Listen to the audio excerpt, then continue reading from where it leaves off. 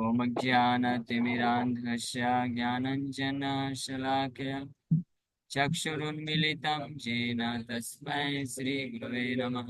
नमो विष्णुपादाय कृष्णपृष्ठाय भूतले श्रीमते भक्तिवेदान्त स्वामिनिति नामिने। नमस्ते सारस्वती देवे गौरवाणी प्रचारिणे निर्विशेष शून्यवादी पाश्चात्य देशतारिणे। नमो महावदन्याय कृष्ण प्रेम प्रदायते कृष्णाय कृष्ण चैतन्य नामने गौरतुसे नमः। जय श्री कृष्ण चैतन्य प्रभु नित्यानंद श्री अद्वैत गदाधर श्रीवासादि गौर भक्त वृंद। हरे कृष्णा कृष्णा कृष्णा हरे हरे हरे राम राम राम हरे हरे। हरे कृष्ण।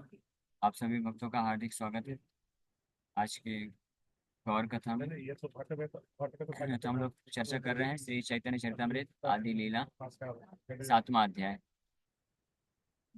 मेरा आवाज क्लियर है ना? हरे कृष्ण। हम लोग चर्चा कर रहे हैं श्री चैतन्य चरितमृत आदि लीला और इसका 7वां अध्याय।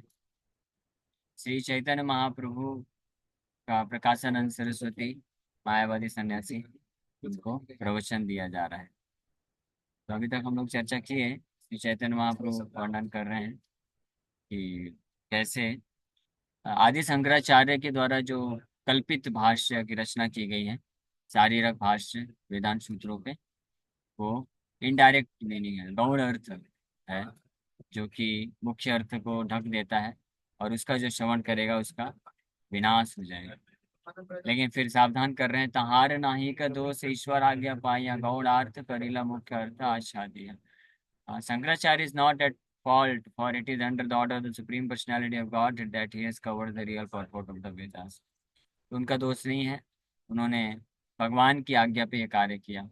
और हम लोग कल ये भी चर्चा किए कैसे पद्म पुराण में इसका वर्णन भगवान शिव खुद करते हैं, माता पार्वती को बोलते हुए बताते हैं, मायावादम असत शास्त्रम प्रसन्नम बौद्धम उच्यते मय्येव कल्पितम देवी कलो ब्राह्मण रूपिणा। कलयुग में ब्राह्मण रूप में आकर के, हे देवी, मय्येव कल्पितम, कल्पितम मतलब कल्पना करूंगा, इमेजिनेशन करूंगा मैं, और क्या क्या, क्या कौन से शास्त्र की रचना करूंगा? मायावादम असत शास्त्रम, असत शास्त्र की रचना करूंगा।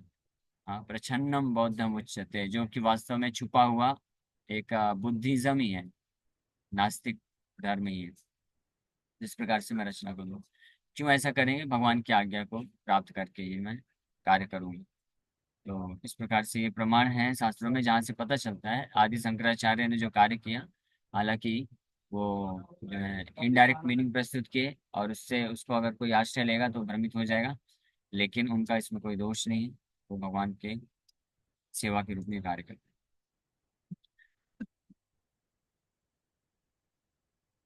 तो इसका तात्पर्य हम लोग चर्चा कर रहे थे, इसी को आगे करते हैं। So the purpose of the discussions in the Upanishads and Vedanta Sutra is to philosophically establish the personal feature of the Absolute Truth. उपनिषदों का और वेदांत सूत्रों का उद्देश्य क्या है? भगवान कृष्ण का जो व्यक्तिगत स्वरूप है उसको स्थापित करना है कि भगवान का व्यक्तिगत स्वरूप दिव्य है, भगवान के गुण दिव्य हैं, भगवान की लीलाएं दिव्य हैं, इसको स्थापित करना। लेकिन इसके ठीक विपरीत जो निराकारवादी, मायावादी, ब्रह्मवादी होते हैं, वो उपनिषद और वेदांत सूत्रों के माध्यम से क्या स्थापित करते हैं कि भगवान निराकार है, भगवान का कोई रूप नहीं है, गुण नहीं है, लीला नहीं है, हाथ नहीं है, पैर नहीं है, आंख नहीं है, नाक नहीं है। इस प्रकार से वो लोग स्थापित करते हैं। द इम्पर्सनलिस्ट यानी निराकारवादी, however, in order to establish their philosophy, accept these discussions in terms of lakshana vritti और indirect meaning, गौण अर्थ जिसको बोलते हैं, यानी इनडायरेक्ट तरीके से वो जो असली अर्थ है उसको ढक देते हैं। Thus, instead of being तत्ववाद or in search of the absolute truth, they become मायावाद or illusioned by the material energy. मायावादियों को मायावादी क्यों बोला जाता है? Because they think everything in relation with Krishna is माया। कृष्ण से संबंधित जो चीजें हैं वो माया है, इसलिए उनको मायावाद बोलते हैं। कि मायावाद मतलब उनको हर जगह माया माया ही दिखती है, इसलिए उनको मायावाद। अब तो भक्तों को तत्ववादी बोला जाता है, मायावादियों को मायावादी बोला जाता है। तो भक्तों जो वैष्णव होते हैं उनको तत्ववादी क्यों बोला जाता है? हाँ, तत्व का मतलब होता है फैक्ट, ट्रुथ। सो जो फैक्ट जानते हैं, जो ट्रुथ जानते हैं, इसलिए उनको तत्ववादी बोलते हैं। हालांकि जो स्कॉलर्स होते हैं, ज्ञानी होते हैं, उनको भी कई बार तत्ववादी बोला जाता है। साउथ इंडिया में चैतन्य महाप्रभु जाएंगे तो जो श्री वैष्णव संप्रदाय के वैष्णव हुए तो उनको तत्ववादी बोला गया है, क्योंकि वो लोग कृष्ण के भगवान की भक्ति को मानते हैं लेकिन उसको सर्वश्रेष्ठ नहीं मानते। तो चैतन्य महाप्रभु वहाँ पे डिस्कशन करके इस्टेब्लिश करते हैं उन तत्ववादियों को कि Krishna's pure devotional service is far superior than just having knowledge of the scriptures. But actually तत्ववादी अगर देखा जाए तो वन हु अंडरस्टैंड्स कृष्णा, जो कृष्ण को जानता है, कृष्ण की भक्ति करता है, वो वास्तविक रूप में तत्ववादी है, वो वास्तविक रूप में वेदांतवादी है। और इसके विपरीत जो नहीं जानते हैं कृष्ण को, वो कौन है? वो सब मायावादी।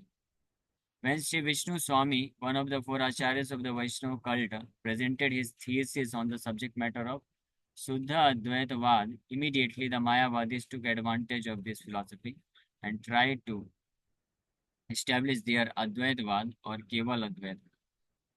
To defeat this Keval Advaitavad, Sri Ramanujacharya presented his philosophy as Visishta Advaitavad, and Sri Madhvacharya presented his philosophy of Tattvavad, both of which are stumbling blocks to the Mayavadis because they defeat their philosophy in scrupulous detail. ये कई हजारों साल से ये सब चल रहा है। असली जो वेदांत शिक्षा है, वेदांत फिलॉसफी है, वैष्णवाचार्यों ने प्रस्तुत किया। तो सबसे पहले विष्णु स्वामी हुए, रुद्र संप्रदाय के आए थे। तो उन्होंने शुद्ध शुद्ध अद्वैतवाद को स्थापित किया। शुद्ध अद्वैतवाद मतलब, अद्वैत का मतलब होता है कि जीवात्मा और भगवान में अंतर नहीं है, दो नहीं है, एक ही है।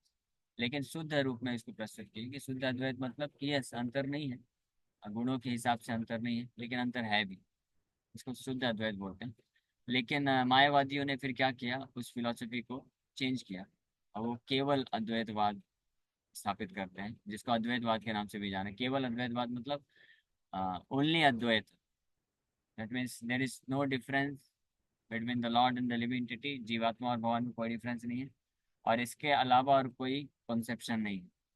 केवल अद्वैतवाद यानी केवल यही फिलॉसफी है कि हम में और उनमें कोई अंतर नहीं। तो इसको डिफीट करने के लिए फिर रामानुजाचार्य आते हैं, वो विशिष्ट अद्वैतवाद को स्थापित करते हैं। और फिर उसके बाद साथ ही साथ में मध्वाचार्य आते हैं और वो तत्ववाद को स्थापित करते हैं। इस प्रकार से चारों वैष्णव संप्रदाय के महान आचार्यों ने मायावादी जो फिलॉसफी है, केवल अद्वैतवाद या अद्वैतवाद भी बोलते हैं या मायावाद बोलते हैं, उसको डिफीट करते हैं। Students of Vedic philosophy know very well how strongly Sri Ramanujacharya's Visisht Advaitavad and Sri Madhvacharya's Tattvad contest the impersonal Mayavad philosophy. तो स्पेशली श्री रामानुजाचार्य और मध्वाचार्य का जो फिलॉसफी हुआ, विशिष्ट अद्वैतवाद और तत्ववाद, ये इतना प्रभावशाली था, इतना इफेक्टिव था कि उस समय के जितने भी मायावादी थे सब के सब डिफीट हो गए। और जो भी मायावादी इनके फिलॉसफी को पढ़े सुने तो कन्वर्ट हो गया, वैष्णव बन गए। Sri Chaitanya Mahaprabhu, however, accepted the direct meaning of the Vedanta philosophy and thus defeated the Mayavad philosophy immediately. He opined in this connection that anyone who follows the principles of the Sarirak Bhas is doomed, means finished. This is confirmed in the Padma Puran where Lord Shiva tells Parvati. Parvati माता को भगवान शिव इस बारे में फिर से बोलते हैं पद्म पुराण में, शृणु देवी प्रवक्ष्यामि तामसानि यथा क्रमं येषां श्रवणमात्रेण पातित्यं ज्ञानिनामपि। पातित्यम ज्ञानिनाम अपि, ज्ञानी नाम मतलब ज्ञानी व्यक्ति अगर कोई शास्त्रों का ज्ञान भी रखता है ना, तो पातित्यम उसका भी पतन हो जाएगा, उसका भी विनाश हो जाएगा। क्या करने से? जो मैं फिलॉसफी बता रहा हूँ आदि शंकराचार्य के रूप में जो फिलॉसफी आके मैंने दिया है, ये शाम उसको श्रवण मात्रेण, उसको अगर कोई सुन लेगा केवल, हाँ, बोले शुणु देवी प्रवक्ष्यामि, हे देवी सुनो ध्यान से, मैं आपको बता रहा हूँ। तामसानी यथा क्रमम, ये जो मैंने फिलॉसफी तामसानी यानी फिलॉसफी ऑफ इग्नोरेंस, तमोगुणी का जो ज्ञान दिया है, मायावाद का ज्ञान दिया है, उसको अगर केवल कोई सुन लेगा मात्र, तो ज्ञानवान होते हुए भी उसका पतन हो जाएगा। और ये फैक्ट है। ऐसे पर संप्रदाय, वैष्णव संप्रदाय में कुछ ऐसे वैष्णव हुए हैं जो महाभागवत हुए हैं, यानी बहुत शुद्ध भक्ति के स्तर पे हुए हैं। लेकिन उन्होंने मायावाद, सारे शंकराचार्य का मायावाद फिलोसफी इसलिए पढ़ने गए ताकि मायावादियों को डिफीट कर सके। तो वो पढ़ने के लिए गए, फिर पता चला वही कन्वर्ट हो गए, मायावादी बन गए। इतना आदि शंकराचार्य इतने इतने भयानक तरीके से इसकी रचना की, इसलिए महाप्रभु स्पष्ट मना करते हैं, मायावाद भाष्य सुन ले आय सर्वज्ञ। अपार्थम श्रुति वाक्यानाम दर्शयल्लोकगर्हितम कर्मस्वरूप त्याजत्वम अत्र च प्रतिपाद्यते सर्वकर्म परिभ्रंशान् नैष्कर्म्यं तत्र चोच्यते परात्मजीवयोरैक्यं मयात्र प्रतिपद्यते। So, my dear wife, hear my explanations of how I have spread ignorance through Mayavad philosophy. हे मेरी प्रिय पत्नी देवी, सुनो किस प्रकार से मैंने अज्ञानता को प्रचार प्रसार किया है मायावाद सिद्धांत के द्वारा। Simply by hearing it, even an advanced scholar will fall down. In this philosophy, which is certainly very inauspicious for people in general, I have misrepresented the real meaning of the Vedas and recommended that one give up all activities in order to achieve freedom from karma. In this Mayavad philosophy, I have described the Jivatma and Paramatma to be one and the same. तो ये कौन बोल रहे हैं? भगवान शिव खुद पद्म पुराण में माता पार्वती को बता रहे हैं इस प्रकार से कलयुग में मैं ब्राह्मण के रूप में आकर के इस तरह के कार्य। How the Mayavad philosophy was condemned by Sri Chaitanya Mahaprabhu and his followers is described in Sri Chaitanya Charitamrita, Anta Leela, second chapter, verses 94 to 99, where Swarup Damodar Goswami says that anyone who is eager to understand the Mayavad philosophy must be considered insane. कोई भी व्यक्ति जो मायावाद सिद्धांत को धारण करता है या उसको सुनने में इंटरेस्ट लेता है, he must be considered insane. insane का मतलब होता है कि साधुत्व तो नहीं है उसके लिए, साधु नहीं, अच्छा नहीं। या insane का एक और अर्थ होता है, सैनिटी का मतलब होता है कि होशो हवास में है, ठीक ठाक। insane मतलब गया है, दिमाग ठिकाने में नहीं। यहाँ तक स्वरूप दामोदर गोस्वामी बोल देते हैं, क्योंकि बहुत सिंपल है। मायावत फिलोसफी में जिस प्रकार से कृष्ण का मिस इंटरप्रिटेशन क्या चाहिए। So this especially applies to a Vaishnava who reads the शारीरक भाष्य, स्पेशली अगर कोई वैष्णव धर्म में है, वैष्णव संप्रदाय से जुड़ा है, अगर वो मायावाद फिलोसफी को पढ़ता है, सुनता है, स्पेशली उसके लिए अप्लाई होता है that he has become insane and considers himself to be one with God. If somebody thinks the Mayavadi philosophers have presented their arguments in such attractive, flowery language that hearing Mayavad philosophy may sometimes change the mind of even a Mahabhagavat, a very advanced devotee. An actual Vaishnava cannot tolerate any philosophy that claims God and the living being to be one and the same. कोई अगर वास्तविक वैष्णव होगा वो कभी सहन नहीं कर सकता है ऐसे किसी भी सिद्धांत को जिसमें भगवान और जीवात्मा को एक करके बताया गया। इसलिए प्रभुपाद जी कभी सहन नहीं किए।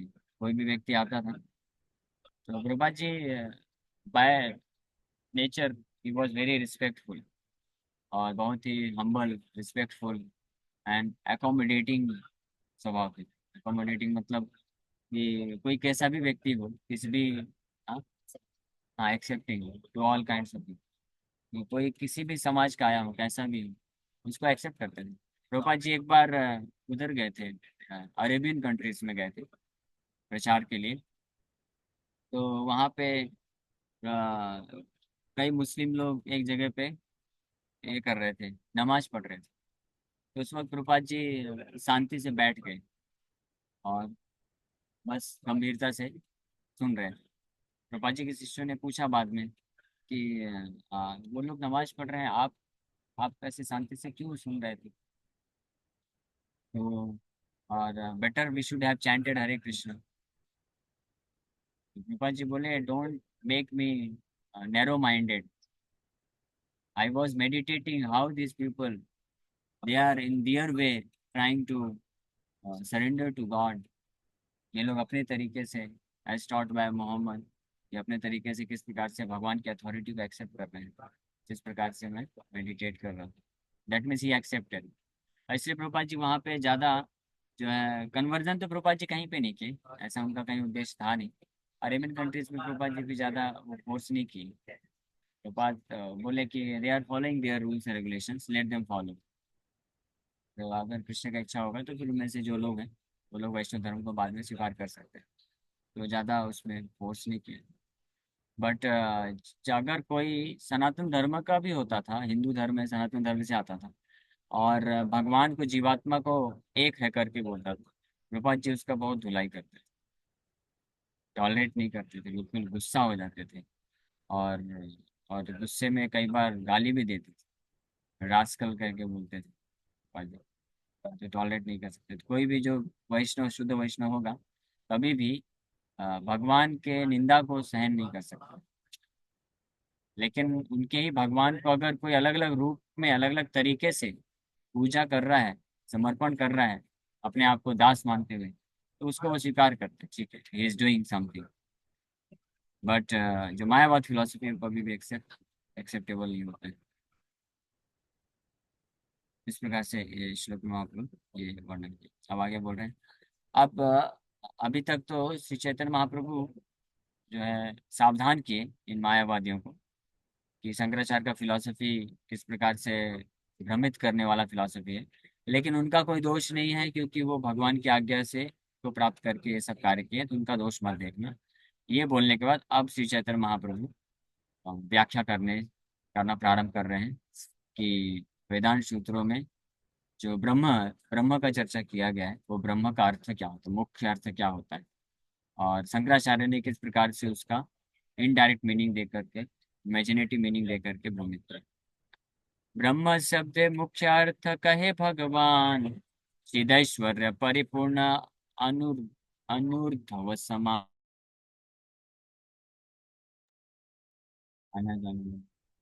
हरे चलो कृष्ण। लेकिन आ जाएगा।